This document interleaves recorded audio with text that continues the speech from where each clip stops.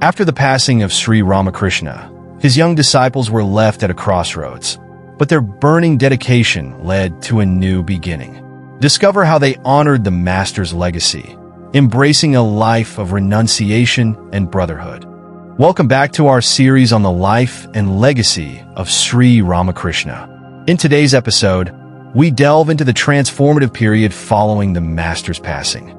Grieving but inspired, his disciples, led by Narendra Nath, banded together in Baranagore to continue the spiritual journey that Sri Ramakrishna had set them on. This chapter reveals how the ideals of renunciation, self-discipline, and devotion to God gave birth to a new monastic order, propelling these young men to become spiritual giants.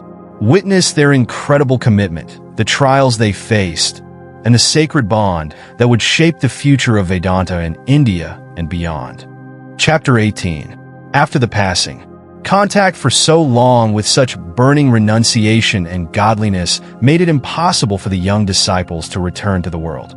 Though they were without resources, Narendra Nath Mithra, a householder disciple of the Master, came forward with the necessary pecuniary assistance and encouraged them to found a home where the brotherhood would live together and the householders would also find a temporary refuge from their worldly cares.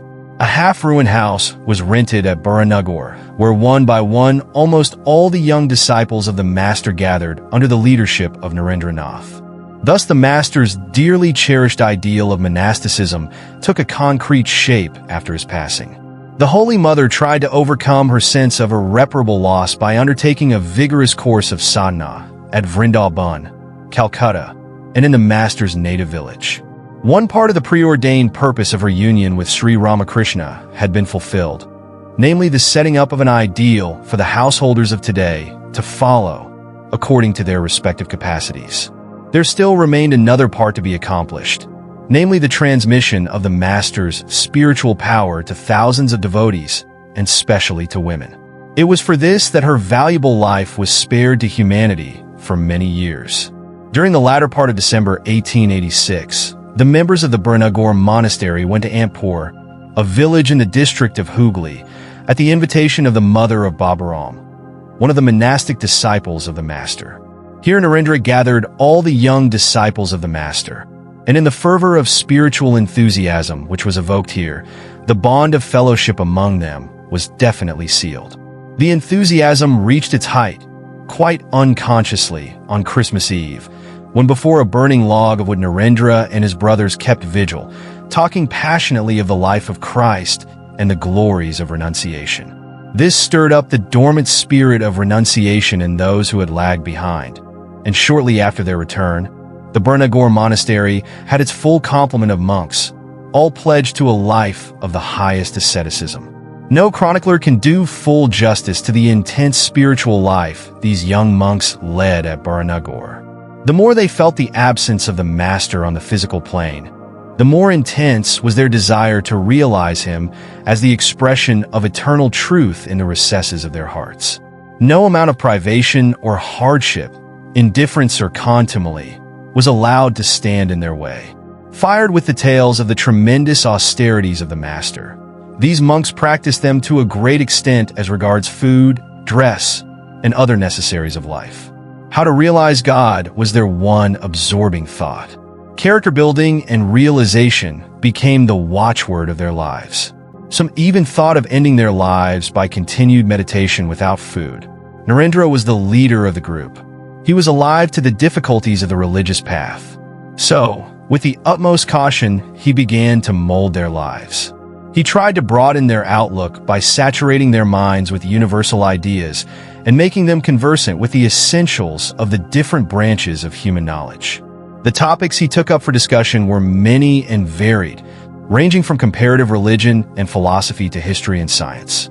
Most of the sublime ideas which he gave to the world afterwards as the great Swami Vivekananda were not new to these brother monks, for they had heard them in the Baranagore days, or even earlier at Kasipur. After some time, even the holy atmosphere of the Baranagore must seem to become constricting to them. They were anxious to go out into the wide world and live as wandering monks, depending solely on God.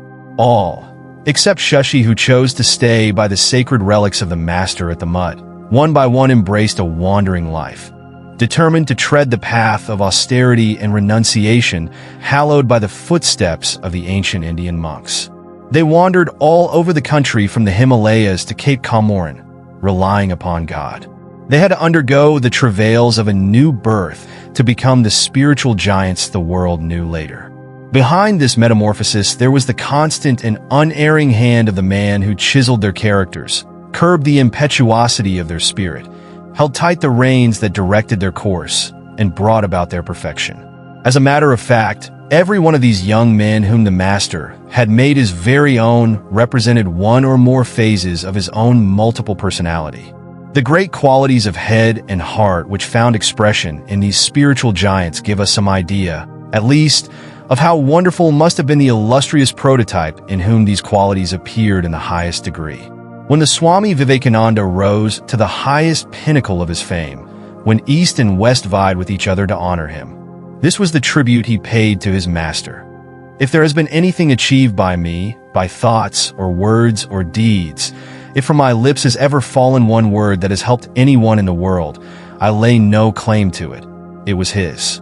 But if there have been curses falling from my lips, if there has been hatred coming out of me, it is all mine and not his.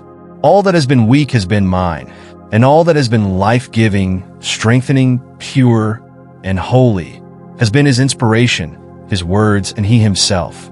Yes, my friends, the world has yet to know that man. We hope you like this short audiobook biography series on the life of Sri Ramakrishna. On Biography Central Channel, you will also find autobiography of a yogi, biography of Swami Vivekananda, biography of Bhagwan Ramana Maharshi, and many other series. Please check them out too. Please subscribe and share about us with your friends. This will help us reach more seekers like you. Thank you for watching till the end.